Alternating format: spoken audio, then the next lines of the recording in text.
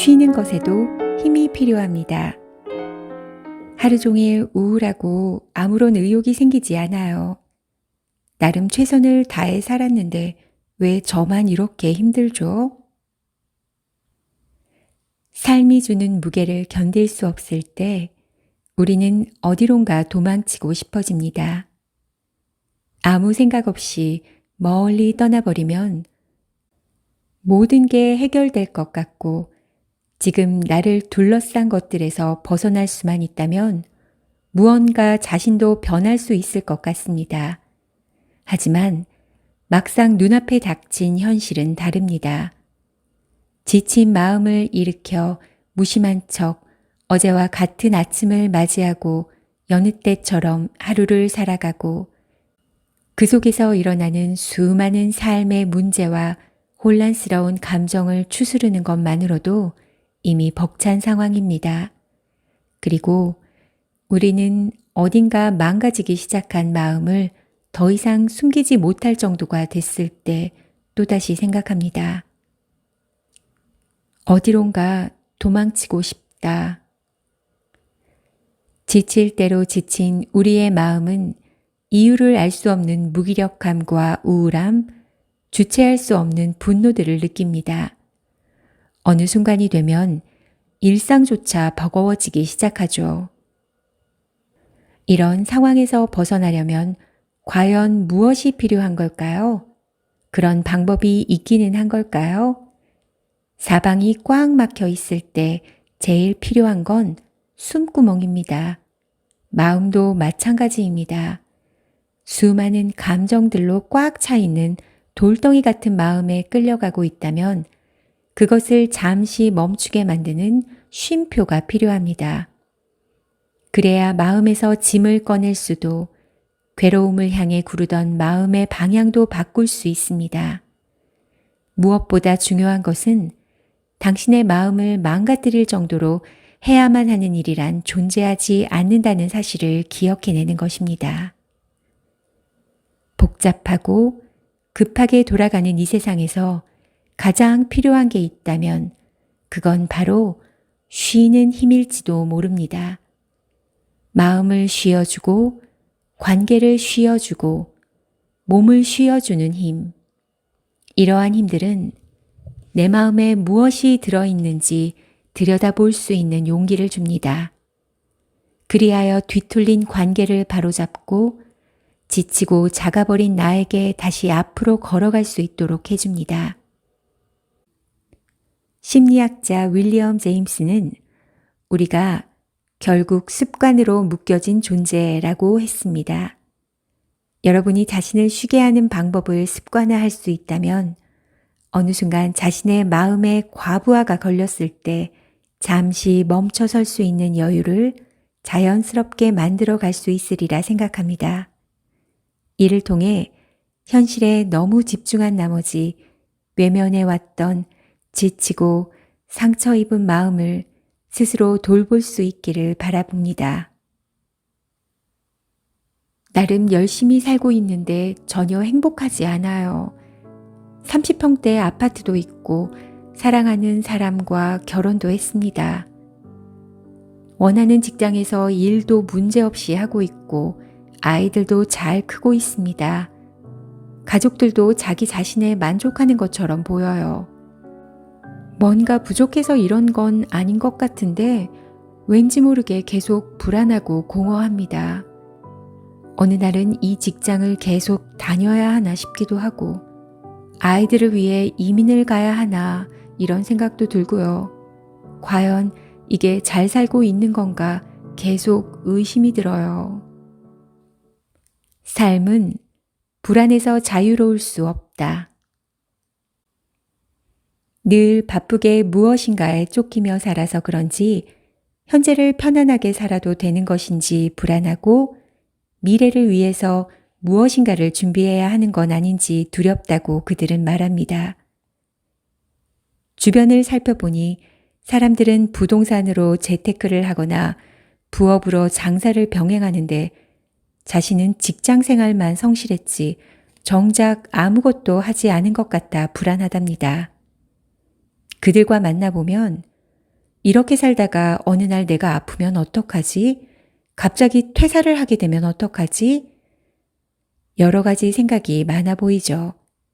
경제적으로 여유가 생겨도, 가정이 편해도, 미래에 대한 막연한 불안감과 바쁜 주변 사람들 때문에 자신이 너무 무능하고 실패자 같은 느낌을 받습니다. 그런 우울한 기분이 행복하지 못하게 만드는 원인입니다. 현재를 긍정적으로 살아간다는 건 미래 또한 만족스럽게 살아갈 수 있다는 걸 뜻합니다. 사실 행복의 기준은 모두 다르죠. 안정, 변화, 돈, 외모, 인정. 아무리 돈이 많아도 행복해질 수 없다고 긍정심리학자들이 주장해도 여전히 많은 사람들은 부자가 되기를 꿈꾸고 있습니다. 또 외모가 행복을 가져다 주지 않는다고 해도 여전히 아름다워지기 위해 오늘도 다이어트에 여념없는 분들이 많죠. 지능도 행복을 가져다 주지 않지만 그럼에도 우린 공부를 잘하길 바랍니다. 결국 우리는 행복을 바라면서도 여전히 자신의 행복과는 상관없는 것들을 추구하면서 살고 있는지도 모릅니다. 그렇다면 학자들이 주장하는 행복과 우리가 살면서 느끼는 행복은 정말 다른 것일까요? 우리는 과거의 상처를 잘 잊지 못합니다. 그러다 보니 지금, 현재를 생각하기보다 가난했던 시절이나 못생겼다고 비판받던 시절, 공부를 못해 항상 주눅이 들던 시절의 고통이 여전히 현재의 삶을 통제하고 얽매고 있습니다. 분명 과거보다는 더 잘 살게 되었고, 분명 과거의 나보다는 지금이 훨씬 좋아 보이는데도 우리는 여전히 아직 행복하기에는 충분하지 않다라고 생각합니다. 철학자 임마누엘 칸트는 행복의 원칙을 첫째, 어떤 일을 할 것, 둘째, 어떤 사람을 사랑할 것, 그리고 마지막으로 어떤 일에서든 희망을 가질 것이라고 했습니다. 프로이드 역시 일과 사랑이 인생의 전부라고 할 만큼 중요하다고 강조했죠. 일은 결국 자아를 실현하는 곳이고, 사랑은 그 실현되는 자아 옆에서 함께 해주는 사람이 존재한다는 뜻입니다. 즉, 인생에는 중요한 두 마리 토끼가 있는 셈인데 그 두 마리 토끼를 다 잡아야만 인간은 만족하는 걸까요? 그러나 두 마리 토끼를 모두 잡는 방법은 그리 간단해 보이지는 않습니다. 그래서일까요? 그것을 추구하는 우리의 삶은 그만큼 더 복잡하고 어려워지는 것처럼 보입니다. 우리는 불안을 통제하려고 하지만 어쩌면 불안이란 인간에게 있어 어쩔 수 없는 동반자일 수 있습니다. 우리는 실존의 문제로부터 자유롭지 않기 때문이죠. 철학자 키에르케고르는 불안이 반드시 부정적인 것만은 아니라고 했습니다.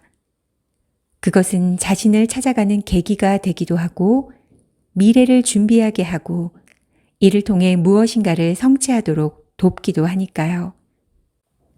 또한 그는 불안은 인간이 실존적으로 신 앞에서 자기를 찾아가게 하는 열쇠다라고 말했습니다. 그렇기에 우리는 자신이 가진 불안의 실체를 잘 들여다볼 필요가 있습니다. 결국 모두 죽음을 맞이할 수밖에 없다면 실존적 문제에 대한 불안은 살아있는 생명체이기 때문에 필연적으로 존재하는 것일 테니까요. 즉, 불안은 외부 사건으로부터 자신을 보호하려는 마음의 신호입니다. 불안이 있기 때문에 우리는 미래를 준비하고 어떤 문제로부터 우리 자신을 보호할 수 있습니다. 오히려 불안을 자각하지 못하는 삶이 더 위험할지도 모릅니다. 과도한 긍정적 정서는 결국 부정적 정서의 거짓된 표현이라고 볼 수 있습니다. 그러므로 적절한 긍정적 정서와 부정적 정서는 균형 있게 유지될 필요가 있습니다. 여러분도 미래가 불안하다고 걱정하실 필요가 없습니다. 어차피 살아가는 동안 우리는 불안으로부터 자유로울 수 없습니다. 소설가 막심 고리끼는 행복을 자신의 두 손 안에 꽉 잡고 있을 땐 그 행복이 항상 작아 보이지만 그것을 풀어준 후에야 비로소 그것이 얼마나 크고 귀중한 줄 안다고 했습니다. 저는 여러분이 모든 것을 다 잃고 다시 원점으로 돌아와서야 원래 있던 행복을 알아보지 않기를 바랄 뿐입니다. 전 남들에게 실수나 잘못을 하는 게 너무 싫습니다. 그냥 누구나 하는 실수 같은데 뭔가 큰 잘못을 한 것 같은 느낌이 들고 혹시라도 말 실수를 했다는 느낌이 들면 그게 신경이 쓰여서 잠도 잘 못 잡니다. 그래서 자꾸 그 사람이 저에 대해서 뭐라고 하는지 캐묻게 돼요. 주변 사람들 평가에 너무 예민해서 매일매일이 너무 힘듭니다. 내 안의 감정 꼬리표 떼기. 곰곰이 생각해보면 누구나 하는 실수인데도 말 한마디, 행동 하나하나 큰 잘못을 저지른 것처럼 스스로를 괴롭히고 있습니다. 그는 일상생활에 지장을 줄 정도로 주변 평가에 예민해져 있는 상황입니다. 이런 강박적 사고는 스스로 세운 도덕적 기준과 규칙에 따라 자신의 행동을 엄격하게 평가합니다. 그 평가 기준에 도달하지 못했을 때는 부정적인 사고나 감정을 경험하게 되고 실수나 잘못을 저지르는 것에 대한 두려움으로 점점 자신감을 잃게 됩니다. 또한 실수나 실패에 대한 과도한 책임감과 두려움에 점점 책임 자체를 회피하게 만들고 다른 사람들에게 비난받고 싶지 않은 생각에 완전히 사로잡히기도 합니다. 부정적인 사고는 억제하기보다 생각이 나면 그대로 내버려 두는 것이 오히려 좋은 방법이 될 수 있습니다. 우리는 완벽한 존재가 아닙니다. 우리가 함께하고 싶은 사람은 장점만으로 이루어진 완벽한 사람이 아니라 관계를 오랫동안 지속하기 위해 노력하는 사람이니까요. 무엇이든지 지나치면 문제가 되긴 하지만 낮은 자존감이나 자신감이 부족하다고 해서 항상 나쁜 것은 아닙니다. 이는 무조건 부정적인 것이 아니라 덜 긍정적인 것을 의미하기도 하니까요. 오히려 낮은 자존감이나 부족한 자신감 때문에 주변 사람들을 배려하며 도움을 주는 사람이 될 수 있습니다. 그러니 자신의 문제점만 보기보다는 강점이나 장점을 이해하실 필요가 있습니다. 남들에게 실수나 잘못을 했던 결과만 가지고 자책하지 말고 실수나 잘못을 안으려고 늘 노력하며 살고 있는 자신에게 작은 인정과 지지를 주면 어떨까요? 최근 회사 일로 엄청 스트레스를 받고 있어요. 게다가 요즘 사춘기가 시작되었는지 초등학교에 다니는 아이가 말을 잘 듣지 않고 엇나가는 느낌이 듭니다. 이혼하고 그간 어려워도 그럭저럭 지낼 것 같았는데 요즘은 아이도 그렇고 회사 일도 그렇고 너무 힘이 듭니다. 경제적으로 뒷받침해줄 전남편이나 친정이 있는 것도 아니고 직장을 포기할 수도 없는데 집안도 엉망이고 아이는 절 하나도 이해해주지 않아요. 이 상황들이 너무 우울하고 원망스럽기만 해요. 스트레스, 문제가 아닌 관계에 집중하기.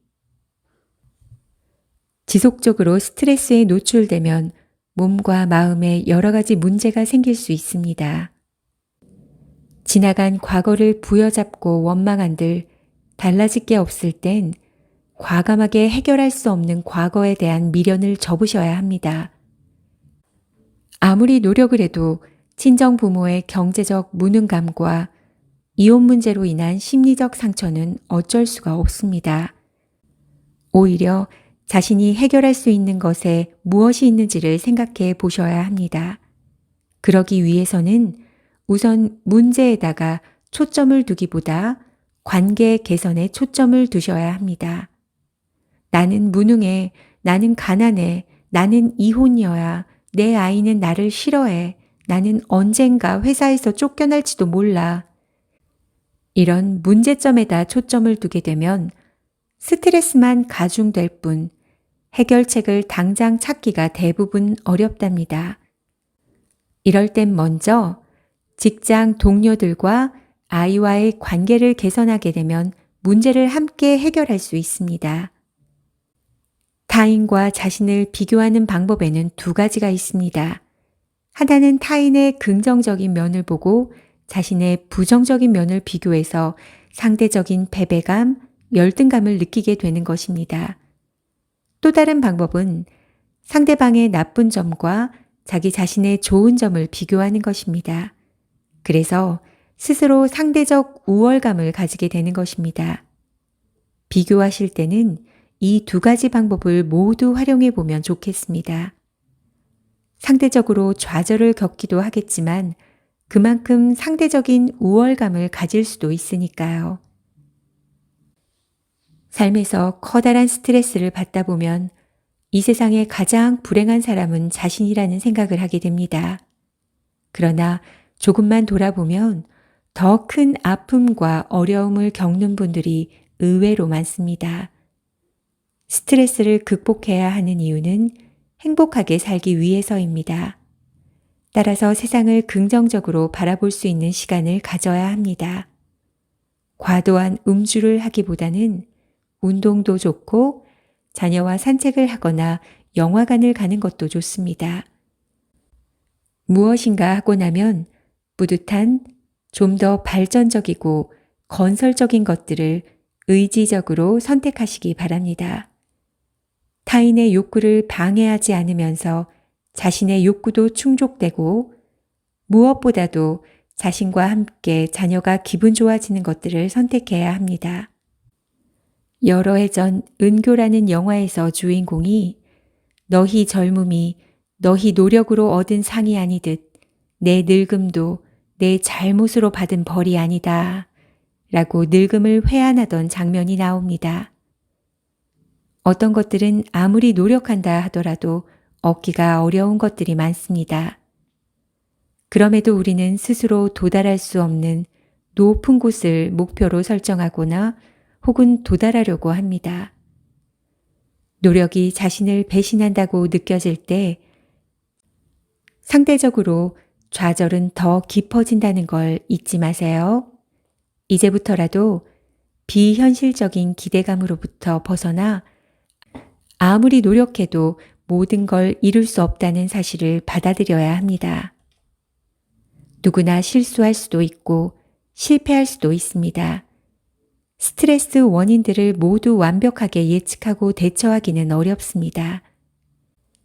신에게 우리 인간이 받는 총은 과거는 있고 미래는 알 수 없다라는 것입니다. 그러니 오늘은 적어도 스스로가 만들어낸 스트레스만이라도 잘 대처해 봅시다. 그래야 미래에 좋은 날이 올 때까지 살아갈 수 있지 않을까요?